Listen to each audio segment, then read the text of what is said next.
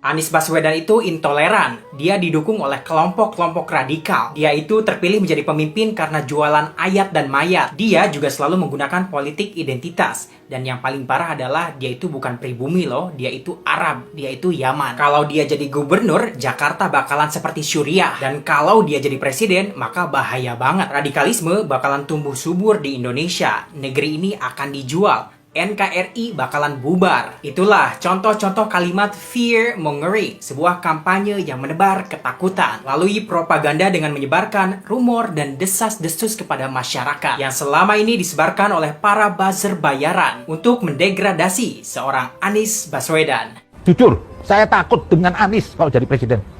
Hancur negeri ini, pecah NKRI, akan dijual negeri ini. Dan kedua lagi apa? Gerakan-gerakan radikal ini, bau agama, akan tumbuh subur.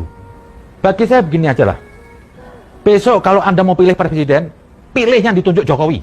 Lantas pertanyaannya adalah, benarkah Anies Baswedan intoleran dan radikal seperti yang selama ini dituduhkan? Sekarang buka pikiran kalian dan kita lihat faktanya. Tahukah kalian jika Anies Baswedan itu kakeknya bernama Abdurrahman Baswedan? Beliau merupakan salah seorang pejuang kemerdekaan Republik Indonesia yang memiliki andil besar dalam kemerdekaan Republik Indonesia. Beliau juga dikenal sebagai cendekiawan, jurnalis, dai, penulis, diplomat, seorang nasionalis. Sekarang kalian tahu kan kenapa Anies Baswedan itu cerdas dan bijaksana? Karena beliau berasal dari keturunan yang baik dan jelas. Jadi buat kalian yang mau memilih pemimpin, penting bagi kalian untuk mengetahui dia ini keturunan siapa. Jangan sampai pemimpin kita ini keturunannya nggak jelas. Jangan kayak beli kucing dalam karung lah. Anies Baswedan itu memang keturunan Arab. Lantas apa yang salah dengan itu?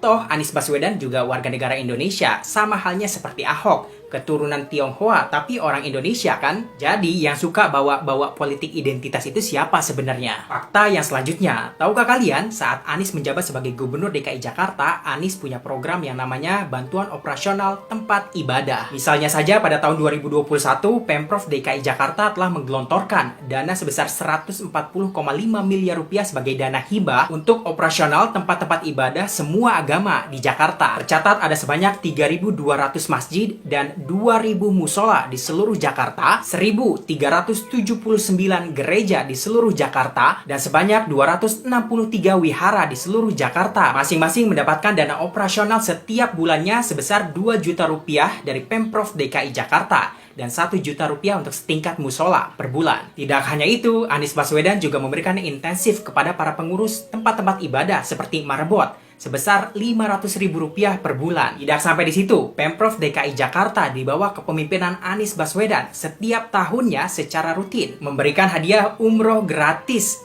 kepada ratusan marbot di seluruh Jakarta. Sampai di sini, masihkah kalian berpikir jika Anies Baswedan intoleran? Lain itu, Anies Baswedan juga kerap kali mendapatkan pujian dari berbagai tokoh lintas agama. Seperti yang disampaikan oleh Jason Balo Papueng, seorang ketua gereja Pantai Kosta di Indonesia atau GPDI DKI Jakarta, yang menyebut bahwa Anies Baswedan adalah sosok nasionalis yang mampu memegang komitmennya dalam menciptakan keharmonisan antar umat beragama di DKI Jakarta. Dia juga menyebut bahwa Anies pantas menjadi seorang pemimpin. Anies juga mendapatkan pujian dari seorang tokoh Hindu di DKI Jakarta, Made Sudarta, Ketua Sukaduka Hindu Dharma. Mewakili umat Hindu di DKI Jakarta, dirinya mengucapkan terima kasih kepada Gubernur DKI Jakarta Anies Baswedan karena telah membantu umat Hindu yang tidak mampu dengan memberikan bantuan berupa mesin kremasi ataupun krematorium, sehingga umat Hindu di DKI Jakarta saat ini sudah bisa melakukan proses kremasi. Sebelumnya, upacara ngaben biasa dilakukan di tempat kremasi swasta yang harganya mahal sekali. Namun setelah ada bantuan alat kremasi dari Pemprov DKI Jakarta, umat Hindu dari kalangan kurang mampu saat ini tidak usah mengeluarkan biaya mahal untuk melakukan proses ngaben. Lihat fakta-fakta yang ada di lapangan. Saya rasa Anies Baswedan adalah seorang pemimpin yang mampu merangkul dan mengayomi seluruh lapisan masyarakat.